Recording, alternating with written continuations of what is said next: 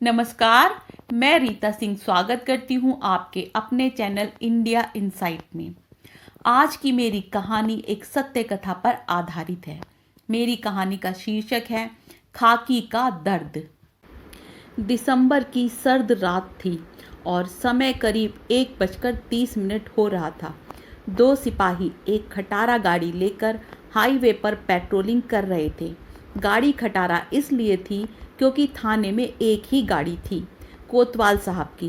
Tempo के ठेकेदार से धमकाकर यही खटारा रात को पेट्रोलिंग के लिए ली जाती थी।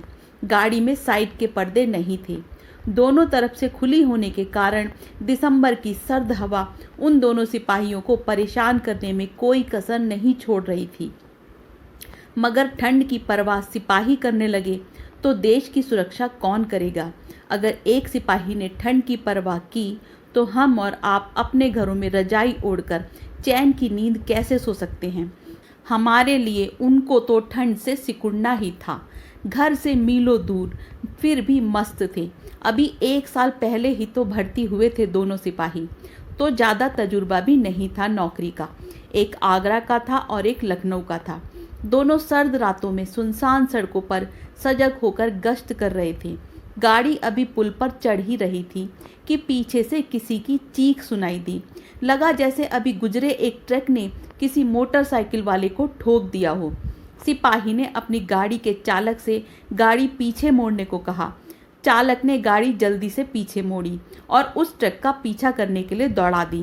पर तभी उस सिपाही को मोटरसाइकिल वाले का ख्याल आया। सिपाही ने कहा, पहले उसे देख लें, जिंदा होगा तो अस्पताल पहुंचा देंगे। लेकिन चालक ने कहा, दीवान जी, अगर ट्रक निकल गया तो उसे कैसे पकड़ेंगे? सिपाही ने कहा, नहीं भाई, पहले उस मोटरसाइकिल वाले को देख लेते हैं, क्या पता बच जाए। और वैसे भी तुम्हारी इस खटारा से तो ट्रक पकड़ भी नहीं सकते, तो अब उस बेचारे को ही देख लेते हैं, उसकी जान बच जाए तो अच्छा है। गाड़ी से उतरकर दोनों सिपाहियों ने देखा कि एक लड़का जिसकी उम्र करीब 28-29 साल होगी, अपने शरीर में लगी चोटों से तड़प रहा था।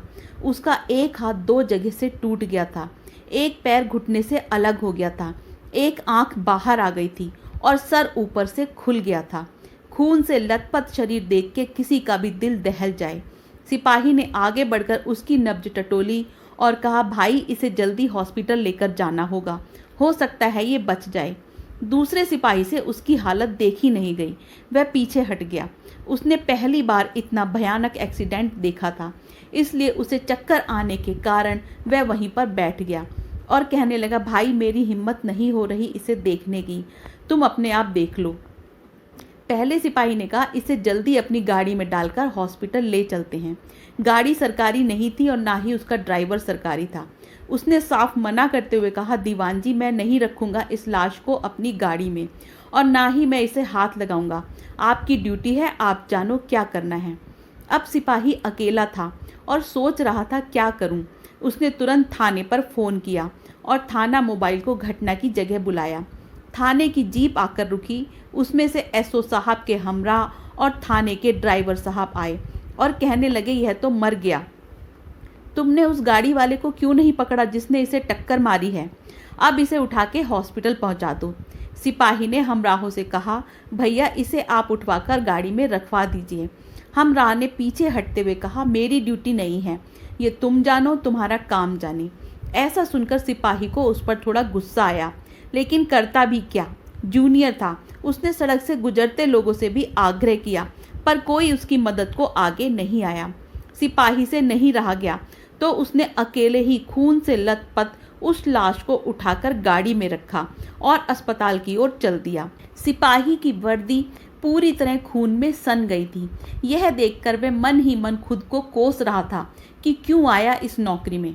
अस्पताल पहुंचकर जब सिपाही गाड़ी से उतरा तो मृत व्यक्ति के परिवारजन भी वहां आ गए थे। उसने उनके परिवार के लोगों से लाश को गाड़ी से उतारने के लिए कहा, पर लाश की हालत इतनी भयानक और खराब हो चुकी थी कि उसके परिवार से कोई भी आगे नहीं आया। फिर उसने स्वयं ही एक कंपाउंडर की मदद से लाश को उतारा और अस्पताल में दाखिल कर दिया। दिन निकल आया था। सिपाही की ड्यूटी भी खत्म हो चुकी थी। वह थाने पहुंचा और खून से सनी वर्दी उतारकर धोने के लिए धोबी को देने लगा। धोबी ने खून से सनी वर्दी देख धोने से साफ मना कर दिया। अंत में उसने वर्दी स्वयं ही धो दी। शाम का समय था कि तभी 150 लोग थाने पर इकट्ठा हुए। सिपाही ने बाहर जाकर देखा, काफी सारे लोग एक लाश को थाने के आगे रखकर पुलिस प्रशासन मुर्दाबाद के नारे लगा रहे हैं। ये वही लाश थी जिसने उसे रात में अस्पताल पहुंचाया था और ये वही लोग थे जिन्होंने उसकी लाश को हाथ लगाने से भी मना कर दिया था। वो लोग उसकी मौत का जिम्मेदार पुलिस को मानकर पुलिस मुर्दाबाद के नारे लगा रहे थे। हंगामा देख एसओ साहब और थाने के दीवानजी सिपाही को क्रोध की नज़रों से देख रहे थे और उसे ही इसका जिम्मेदार ठहरा रहे थे। हंगामा ज़्यादा बढ़ता देख एसपी साहब और सीओ भी आ गए। पब्लिक सिपाही पर ट्रक वाले को भगाने का आरोप लगा रही थी और सिपाही को सस्पेंड करने की मांग कर रही थी। भीड़ ज़्यादा उग्र हुई तो पब्लिक को शांत करने के लिए सिपाही को सस्पेंड कर दिया गया। सिपाही ने इसका विरोध किया तो अधिकारियों ने उसे डांटते हुए कहा, ये सब तुम्हारी वजह से हो रहा है, चुपचाप लाइन में जाकर आमद करा लेना। अधिकारी महोदय की घोषणा सुन भीड़ शांत हो गई और सब चले गए। सिपाही वहीं खड़ा रहा। नई नौकरी में सस्पेंड होना दुख की बात है। सिपाही मन में सोच रहा था, मैंने क्या गलती की? मैं तो अपनी ड्यूटी पूरी तरीके से की। क्या इस व्यक्ति की मृत्यु का मैं जिम्मेदार हूँ? क्या पुलिस की नौकरी करना गुनाह है?